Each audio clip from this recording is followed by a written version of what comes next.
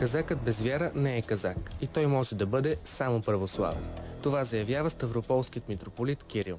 Той е председател на синодалния отдел на Московската патриаршия за взаимодействие с казачеството. Посещението му в София бе за 100 годишната от построяването на храм-паметника Свети Александър Невски и бе използвано от духовниците в Руската църква в София да внесе яснота по проблема, възникнал след създаването на казашка военна организация в столицата и в Пловдив преди месец и половина.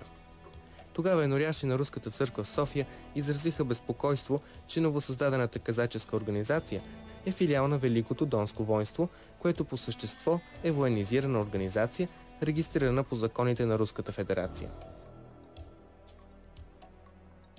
Българският филиал се нарича Казашка станица и от Руската църква в София го превежда с безобидното казашко селище.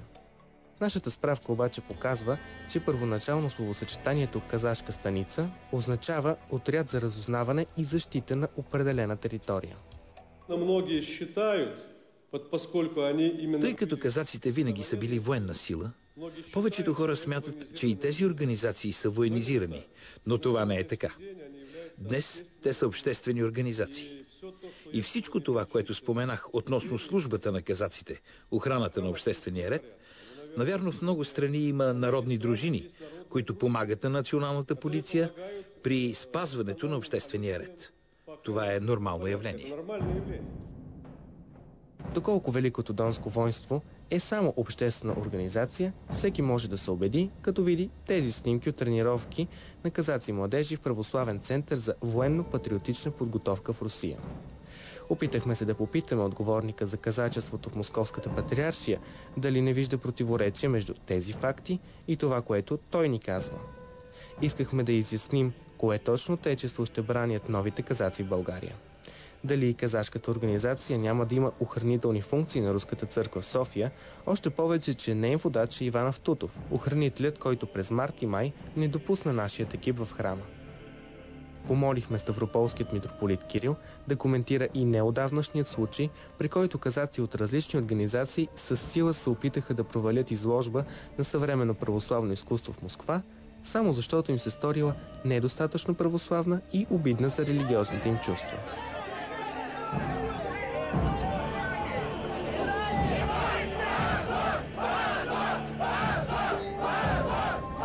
Оказа се обаче, че водещият пресконференцията иеромонах Зотик от Руската църква в София умишлено преведе въпросите ни погрешно.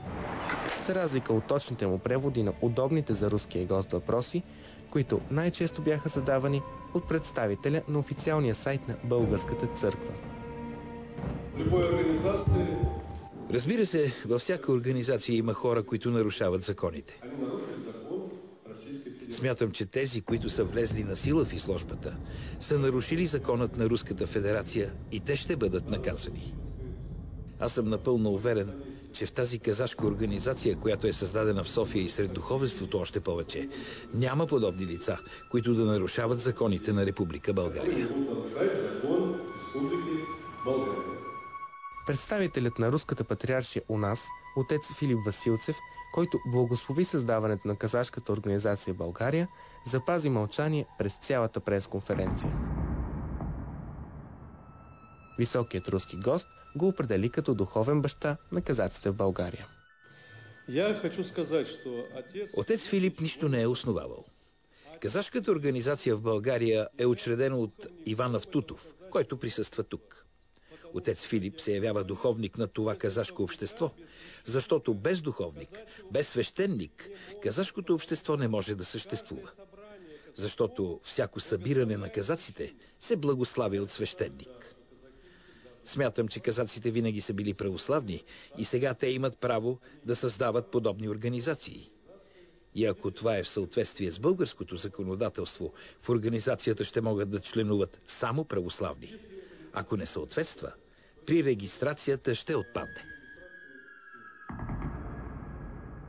Българският филиал на руската организация Велико Донско воинство все още не е регистриран по нашето законодателство.